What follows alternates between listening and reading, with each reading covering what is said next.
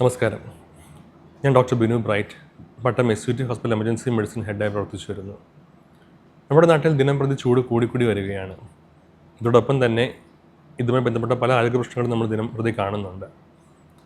ഇന്ന് നമ്മൾ സംസാരിക്കാൻ പോകുന്ന വിഷയം ചൂടുമായി ബന്ധപ്പെട്ട് സാധാരണ കാണുന്ന ആരോഗ്യ പ്രശ്നങ്ങളും ഇതെങ്ങനെ തരണം ചെയ്യുമെന്നതിനെ പറ്റിയുമാണ്.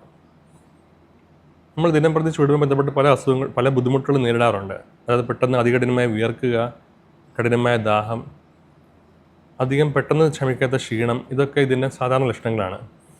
എന്നതിൽ ഏറ്റവും പ്രധാനം ഒരു മെഡിക്കൽ എമർജൻസിയും കൂടിയായ ഹീറ്റ് സ്ട്രോക്ക് അഥവാ സൂര്യാഘാതമാണ്. അതായത് ശരീരത്തിലെ താപനില 40 ഡിഗ്രിയിലധികം ഏറുമ്പോൾ ശരീരം സ്വന്തമായി താപനില നിയന്ത്രിക്കാനുള്ള കഴിവ് നഷ്ടപ്പെടുകയും ഇത് ആന്തരിക അവയവങ്ങളെ ബാധിക്കുകയും ചെയ്യുന്നു. ഈ സമയത്ത് എത്രയും പെട്ടെന്ന് ശരീരം താപനില 40 ഡിഗ്രി താഴെ കൊണ്ടുവന്നില്ല എന്നുണ്ടെങ്കിൽ എത്രയും പെട്ടെന്ന് ഈ വ്യക്തിക്ക് ബോധം നഷ്ടപ്പെടുകയും ഇവൻ മരണം വരെ സംഭവിക്കുകയോ ചെയ്യാനുള്ള സാധ്യതയുണ്ട്. ഇപ്പോൾ ഇതെങ്ങനെ മനസ്സിലാക്കാം? ചൂടിനടിയിൽ നിൽക്കുന്ന ഒരു വ്യക്തിക്ക് പെട്ടെന്നുണ്ടാകുന്ന സ്വഭാവമാറ്റം, കൺഫ്യൂസ്ഡായി പെരുമാറുക, അല്ലെങ്കിൽ ബോധം നഷ്ടപ്പെടുക, ഇതൊക്കെ ഹീറ്റ് സ്ട്രോക്ക് ലക്ഷണങ്ങളാവാം. അപ്പോൾ ഇത് മനസ്സിലാക്കുകയാണെങ്കിൽ എത്രയും പെട്ടെന്ന് ആ വ്യക്തിനെ ആ ഒരു സ്ഥലത്ത് നിന്ന് ഒരു തണലുള്ള സ്ഥലത്തേക്ക് മാറ്റുക. അയാൾക്ക് ബോധമുണ്ടെങ്കിൽ കുടിക്കാൻ വെള്ളം കൊടുക്കുക. ബോധമില്ലെങ്കിൽ എത്രയും പെട്ടെന്ന് ആ വ്യക്തിയെ ഹോസ്പിറ്റലിൽ എത്തിക്കാൻ ശ്രമിക്കുക. ഇതോടൊപ്പം നനഞ്ഞ തുണി കൊണ്ട് ദേഹം തുടച്ചു കൊടുക്കുകയോ അല്ലെങ്കിൽ വെള്ളം തളിക്കുകയോ ചെയ്യാം. ഇതെല്ലാം ഉണ്ടെങ്കിലും ആൾ ബെറ്റർ ആയാൽ പോലും ഹോസ്പിറ്റലിൽ എത്തിക്കാൻ ശ്രമിക്കുകയും ചെയ്യുക.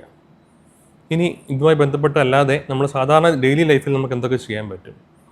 നമ്മുടെ സൂര്യൻ്റെ രശ്മികൾ ഏറ്റവും കൂടുതൽ UV ഇൻഡെക്സ് ഉണ്ടാകുന്ന സമയം 11 മുതൽ 3 മണിയുള്ള സമയമാണ്.